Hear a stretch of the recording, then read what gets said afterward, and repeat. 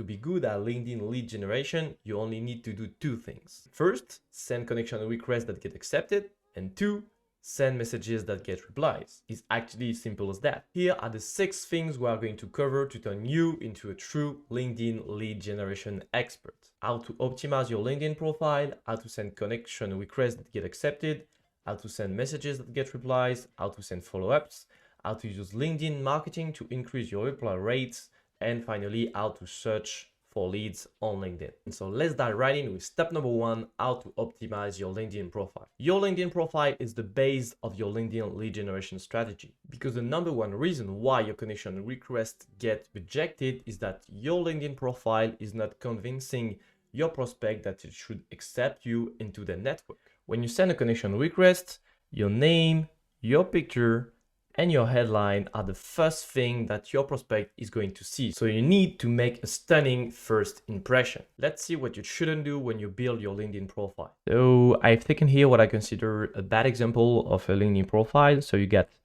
no banner here. The picture is not, high quality with a white background, and even the head here is cut. You got no headline, no logo of the company or no school here. You got no about section, no activity on LinkedIn, no featured posts, no links, no description here of the job experiences, no logos. Here the experiences are not linked to a company page, so the logo is not appearing. Very few people recommending skill, no recommendation, etc. So this doesn't inspire trust at first glance, right? And the thing is, you need to inspire trust in the first 2 seconds, because what is happening when you send a connection request to someone? So you get here, the picture, name, headline. So the person receives the connection request, quickly, check the profile here, check your experiences, and click accept. The decision process here is super fast. That's why you need to build your LinkedIn profile as a landing page. And I got a question for you. Would you spend money on ads to send people to a landing page that is not optimized for conversion? No, right? Because that would be throwing money out of the window. The exact same rule apply here. You don't want to send people to a LinkedIn profile that is not optimized for conversion. Now I will show you what I consider a good LinkedIn profile, which is my profile, because I got a really high self-esteem. Okay, so let's look at the elements here. So first, the banner, the proposition value is clear, So I am building a software, Evaboot, the smartest LinkedIn Sales Navigator scraper. It extracts leads from LinkedIn Sales Navigator into an Excel file, and then you can find the emails. So for the headline, co-founder Evaboot, and here you can also add a sentence to describe your proposition value. Here, I'm helping B2B businesses generate more leads. This is a really simple and clear proposition value. So if you're interested in this, you can accept my request. Next thing is the feature section. So here you can add some posts or some links. So here I've personally chosen to build social proof and add some important links. So first post here is to show that I have, a company that is pretty successful, because we have more than 1,000 clients. So this builds social proof as well. And here again, a link to YouTube channel and website. So remember that the goal of your LinkedIn profile is always to make the people contact you, or to send them to other resources like content or a landing page. Then you get the activity section, and that is why it is important to be active on LinkedIn, because in this section will be displayed all your posts and your comments and your likes. So if you are active on LinkedIn, this section will be full, and your prospect will see that you are someone active on LinkedIn, you are commenting and posting interesting things. So they should accept your request and be connected with you. Then we get the about section, and this is an opportunity to detail your proposition value. You got only 3 lines of preview, and then your prospect need to click on see more to get the rest of the text. So try to be convincing in the first 3 sentences, because your target is to make your prospect click and see more and read the rest of the text. And then you can detail your proposition value, maybe add some links, your email, the link of your Twitter, YouTube channel, other resources you want to link to. Then you get your experiences. So the most important things here is to add the link to your company page so the logo can appear, and to add a little description. You can also add links or ebooks or white papers here to drive traffic to your website. Same thing for education. You are not forced to add a description here, but remember to always link to the school page and the company pages, so you have the logo here, because this inspired trust again. Then you have skills. Honestly, that's not so important, except maybe if you're in the service business, you can ask your friends to recommend your main skills. Maybe this is like LinkedIn lead generation or SEO, etc. So your prospect can see that many people recognize you as a reference in this domain. When you are building your LinkedIn profiles, always remember that people don't care about you, they care about what you can do for them. So focus your copywriting on how you can bring value to other people's life and not describe your own, because again, people don't care about your life. Now let's get to step number 2, how to send connection requests that get accepted. Like all of you, I receive a bad connection requests every day. So let's see some of them. Sorry if you sent me a connection request recently, but we are going to roast your connection notes. So first one here. So hi JHB, my name is Nora, I am a business development. First mistake here, talk about yourself in the first sentence. Like I said, people don't care about you, they care about what you can do for them. So don't start by describing your life and what you are doing in the first sentences, because people don't care about that. And then don't send like fake reasons to be connected, like I came across your company profile and thought there would be mutual benefits. So what are these mutual benefits? Tell me what are these mutual benefits, because this is clearly an automated message. And if there is really mutual benefits between you and me, describe them. Tell me what they are. You know, that would be much more specific and much more personalized. Here, this is pretty direct. This could work. Hi, GB Curious. Are you looking to raise fund? I pretty much like it because this is a yes/no question. I'm interested, I accept. I'm not interested, I just reject the connection. Here, like this bullshit approach, like it's nice to find other like-minded people, that is so vague, you know, like tell me what's your real interest, what's the real reason you want to connect with me. Here, same thing, 2 lines about what you are doing, so I'm not interested in that. And here another bullshit reason, I was impressed by your profile. So this is the worst thing you can write, because this shows that you have made absolutely no research in the person. And again, if you are impressed by my profile, tell me why. I am impressed by this experience. I am impressed by the fact that you grew this company from X to Z in like 1 year, etc. So give me the reasons, be specific, be personalized. That's why my advice, guys, is to not add notes when you send connection request, except if they are super relevant. Because honestly, between this girl and this guy here that have not added notes, and these guys that have added really bad notes, I'm gonna accept these people because maybe they have some interesting thing to say, but I'm going to, you know, reject the others, because I know that these are automated messages and they only want to sell me something. And by not sending a note, you are giving yourself the benefits of the doubt. So the person could say, okay, look interesting. Let's see what this person has to say.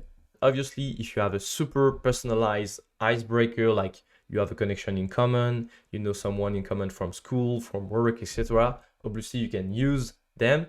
But if you have not something super personalized like that, just send a plain, simple connection request. To back up what I'm saying with data, here's a study made by Galaxy, which is a LinkedIn prospecting tool, and they have analyzed more than 20 million connection requests sent, and they noticed that the acceptance rate for connection request without a note is higher than the connection request with a note. So you can see here 37% and here 33%. So you get higher chances to get your connection request accepted if you don't add a note. But I think this study is a little bit biased because, as I just shown you, most connection requests are really, really bad. So obviously that has an impact on the stat. The second reason why you shouldn't add notes in your connection request is that you can't use the hack to bypass LinkedIn weekly limitation on connection requests if you send notes. You may know that LinkedIn recently changed the invitation limit from 100 invitations per day to 100 invitations per week. There are some hacks to bypass this limit. I will add the link here. But if you send notes, you won't be able to use these hacks. You can actually send up to 500 connection requests per week instead of 100 using these hacks. So that would be a shame not to use them. And another tip for you guys, if your prospects don't accept your connection request, remember that you can still send them emails if you are subscribed to Sales Navigator or LinkedIn Recruiter. Here is a video with more details about emails. Now let's get to part 3, how to send messages that get replies. Most people still suck at prospecting, and that's why I'm keeping a record of all the worst messages I received. So sorry again if you sent me a message in the past, but we are going to roast your messages in front of everybody. So the first mistake is to send huge pieces of text like this one. Like here, this message looks so painful to read. You know, I don't even want to start. When you are sending messages like that, you are basically asking your prospect to work for you. The question is, why should I invest so much of my time to read such a big message for someone I don't even know? Remember that time is your prospect's most valuable resource and they don't want to throw it out of the window. Here, instead of making things easier for them, you are complicating their lives. The second mistake is to talk about you and not about them, not about your prospect. So for example, in this message here, hi JB, I hope you're doing well. Our studio creates premium animated videos and would love to have the opportunity to produce them for Evaboot. Link to our YouTube. Would you like me to send more details by email? So here, this guy is talking only about his company and what he would like to do, but not about my desire, my needs, you know, like my studio would like to do videos for you. Like, why don't you ask me, do you need videos? Like, I don't care if you want to do videos, that's your life, you know, but me, I don't need them. The really basic thing to do here is to ask a question. So there is not even a part of this message that is talking about me, my needs, and my problems. It's like going to someone in the street and say, I really like to sell chocolate. Do you want my chocolate? That's not the right approach, right? The right approach is, do you like chocolate? What kind of chocolate do you like? Do you need chocolate right now? Or are you already full? And I'm going to repeat it again. Your prospect doesn't care about you. They care about what you can do for them. So focus on that. Stop talking about yourself. Start talking about your prospect. Third mistake people make when they are prospecting on LinkedIn is they are trying to close the deal right away. So this message is quite interesting because you can see that all the paragraphs start by I or we. Here, hi, we, hi. There's only you here, so visually you can tell that this prospecting message is only talking about their company and not mine and not my needs. And you know, these messages here, I'd love to get on a call. Like, once again, you want to get on a call. What about me? You know, even ask me if I want to get on a call with you.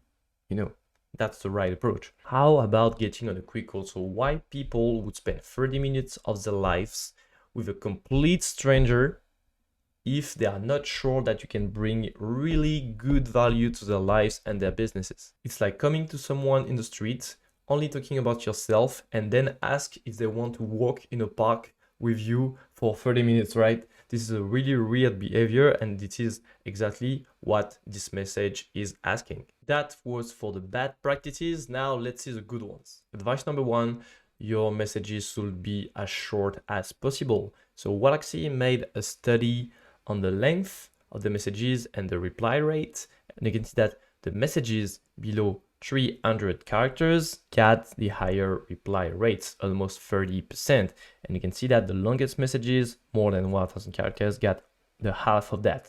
And the reason is really simple. The longer your message is, the more effort you are asking from your prospect. Second advice is to always remember to talk about them and not about you. And I found a really good message I've received recently from Freya.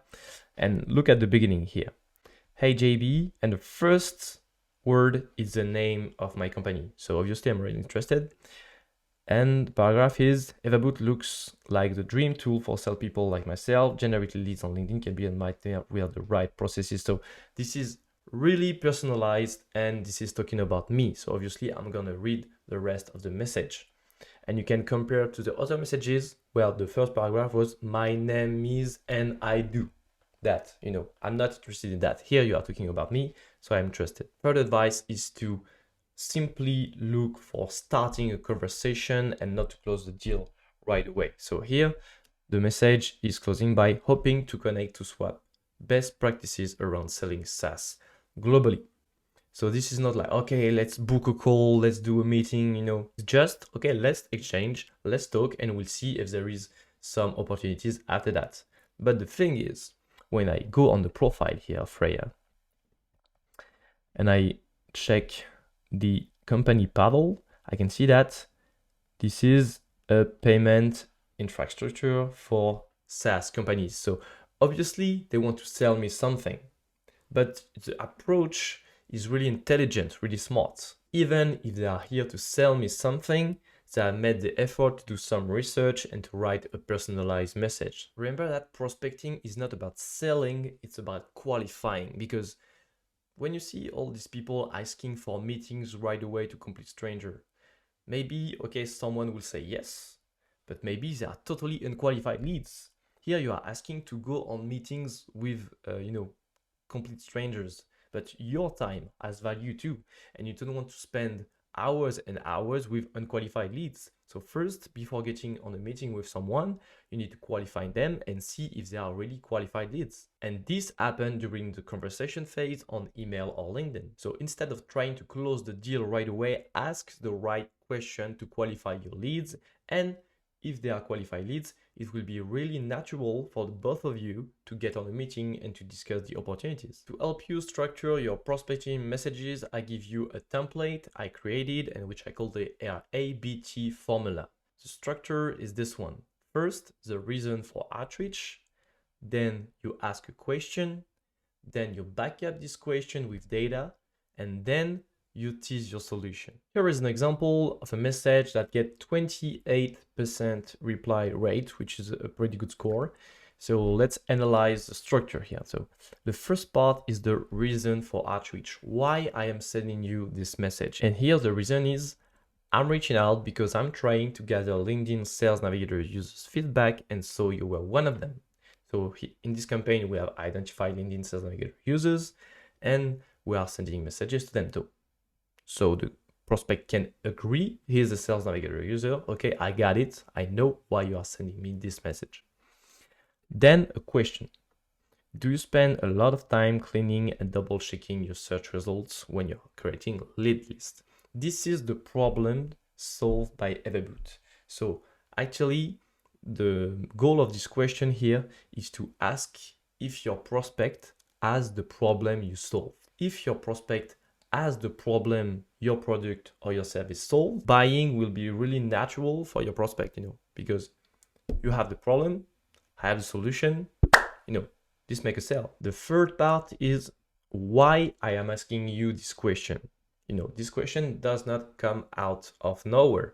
I am asking this question because this is a common challenge I spotted among 70% of users I've recently exchanged with. So here I'm backing up my question with some data, and I show my prospect that I have exchanged with other people like him. And then tease your solution, so it can be anything, but don't ask for a meeting, don't give too much detail. Here I simply say, might have a solution to save your time if this is also your case, but nothing more than that. No details about the solution. This message needs to focus on the problem and not the solution, because if you know that your prospect has the problem you can solve, the rest will be easy. Obviously, a good part of your prospect won't reply to your first messages. That's why you need to send follow-ups, a lot of follow-ups. And that's the subject of part 4, how to send follow-ups that get replies. First advice is to send at least 3 follow-ups when you are prospecting on LinkedIn. Back to the Y-axis study, they have shown that after the second message, there is 27% additional reply rate. This is huge. So you should definitely send at least 1 follow-up. But then after that, after the third message, there is 7.38% additional reply rate. And with the fourth message, 2% additional reply rate. So after 5 messages, this number seems to decrease. So from what this data is saying, you should send at least 3 or 4 follow-ups, even 5, because you can see here the cumulated reply rate after 5 messages is almost 100%. But you can't send simple messages like, oh, have you read my first message? You can't do that. You need to add value every time you send a follow-up. My second advice on follow-ups is always bring value, never repeat yourself. You can be sure that your prospect has read your first message. So 1, is not convinced yet. 2, he was busy and didn't get the time to reply. In both cases, you don't want to simply repeat your proposition value in a second message because you have already had it into the first message. Maybe your prospect wants more information about you before taking the decision to reply. So you are simply going to provide this information to them. For that, you can set client testimonial, industry study, or any relevant content that could help your prospect understand the problem you are solving and the efficiency of your solution. Here is an example of an automated LinkedIn sequence I sent to Evaboot users when they launched their first extraction. So the first message is, hey, after to get your first impression, Evaboot via email, did everything go well with your extract? And then the name of the extract. Then no replies. And after that, I don't repeat the same question. I'm gonna add value. So here I've sent a tutorial we have made on Sales Navigator. So here, by the way, here's a complete Sales Navigator tutorial to help you reduce the amount of irrelevant leads in your search result, and then the link of the tutorial, and then the question, but formulated in another way. And after that, the person reply and even thanks me for sending the tip. So you can see that I have added value after the first message, and this value has been appreciated by the prospect. My last advice on follow-ups is to try to change channels when you don't get replies. So for example, if you send 2 or 3 LinkedIn messages, you can try to switch to emails and try to get a reply on this channel, because sometimes this will surprise your prospect and this will really increase your reply rate. Let me show you an example. Okay, so these are the stats of my onboarding sequence when I first send an email and then follow up on LinkedIn if I got no reply. So you can see that the email reply rate is pretty low, only 8.4%, but the reply rate on LinkedIn is much higher, almost 43%. And what is really interesting is that people reply to the LinkedIn message because they thought the LinkedIn message is not automated and the email was automated, like in this example, for example. So my messages are automated here. So, hey, so I've sent an automated email and then I send, hey, I'll try to get your first impression via email. And this is automated as well. And look at the reply here. This is really interesting. Hey, apologies, I saw your email, but I thought it was an automated one. This lead went well. I got exactly what I needed. So the fact that I switched channels made the prospect think that the follow-up was not automated. This is really interesting, but the follow-up was automated. And you can see that for people that knows a little bit of automation because they work in sales or they are tech savvy, switching channels can make your sequences more natural and increase your reply rate. Talking about different ways to follow up is a perfect transition to part 5, which is how to use LinkedIn marketing to increase your reply rate.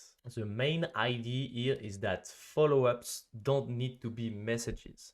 They can be LinkedIn posts, because nurturing someone with content is a kind of follow-up. So I got a really interesting example here when I send a first message, then a follow-up, and then the person reacts and reply because she's seen a post I made on LinkedIn and she's reacting to that. This post made her think about the previous messages I sent.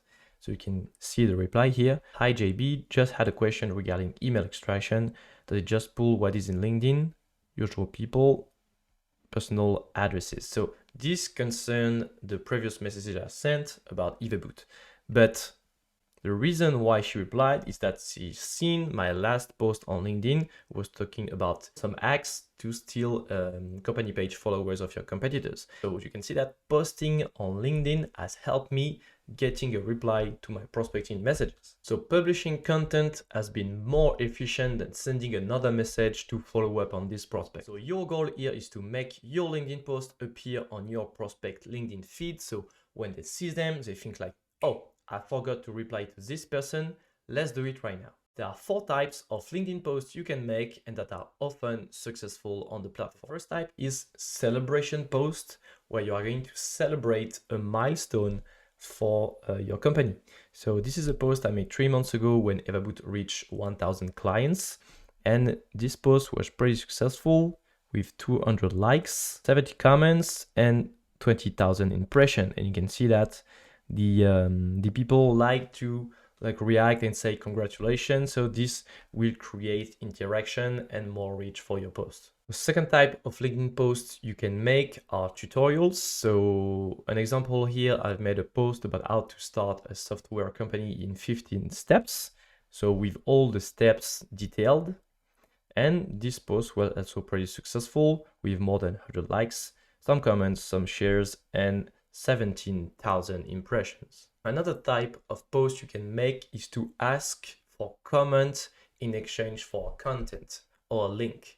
This is what we made for Evaboot when we got started. So this post is in French, so you won't get it. But this was a massive success for us. More than 300 likes, 700 comments, and more than 50,000 impressions. And this post actually led to 150 meetings in 3 weeks. This technique is really efficient because when LinkedIn sees that a post is getting a lot of comments, the algorithm put it forward and show them to more people. Fourth type of LinkedIn post you can make are stories, where you tell about something that happened in your past or at your company. From my experience, this type of post work, but they are not the most efficient. As you can see here, there is less than 10,000 impressions because you're talking about yourself, so people are less interested in yourself than the value that you can offer them. You are now ready to start generating leads on LinkedIn, and the next step for you is to find leads using LinkedIn search. For that, you can use the free LinkedIn search that you can see here. So you can filter on DevGov connection, connection on, followers off, location, current company, past company, school, industry, profile, language, service category, and use the keyword filter to look for job titles, company, or schools. But the thing is, the free LinkedIn search engine is pretty limited because you don't get so much filters to build really qualified lead list, and you only get access to 1,000 results. So here, for example, you can see that I have a little less than 2 million results, but on the LinkedIn search, there is only 100 pages of 10 results. So if I go to the last page here, I can click on next. So I get access to only 1,000 results. Second thing is that LinkedIn is really restrictive regarding data extraction on the free LinkedIn search engine. On the free version, you can only extract 80 complete profiles per day. And by complete profiles, I mean first name, last name, job position, number of connection, job experiences, school, etc. And also company data, like company name, company website, number of employee, company industry, etc. All the data you need to have a well-structured CRM and good outreach campaigns. There is also something called the commercial use limit on the free LinkedIn search engine that will prevent you from searching more than a few thousand leads per month. LinkedIn will block you and ask you to buy LinkedIn Sales Navigator or LinkedIn Recruiter. That's why, guys, if you take cold outreach seriously, you will need someday to take a LinkedIn Sales Navigator license. There is 3 benefits to that. First, you get unlimited people search, so you can search as many leads as you want on the search engine. You get way more filters here on the left, and you can also look for accounts, build account list, and then look for decision makers inside this account list. For example, here, if I scroll down, I have some account lists. And here I can see all the decision makers inside the company list I've just built. And the third advantage is that you get access up to 2,500 results. So on Sales Navigator, you get also 100 pages of results, but you get 25 results per page. So 2,500 results total. Another advantage of Sales Navigator is that you can use Evaboot to extract all your leads into a CSV file and then get their email. So I will show you a demo right now. Here I got my lead list of 300 people, and I just need to click on extract with Evaboot here. And then I get to this page and I just need to name search. And I'll be able to extract all these leads into a CSV with many data points like first name, last name, company website, number of connection. And once your extraction is over, you can download the CSV file here and add the emails in just one click by clicking on Find Emails here. If you want more details about how to use Sales Navigator to generate qualified lead lists and how to use Evaboot to extract them into a CSV and then find their emails to build qualified lead lists, you can watch this video here about how to use Sales Navigator to generate leads. It's a 40-minute tutorial where I go into every detail you need to become a true LinkedIn lead generation expert. So thanks for watching, guys, and I see you in the next one. Bye-bye.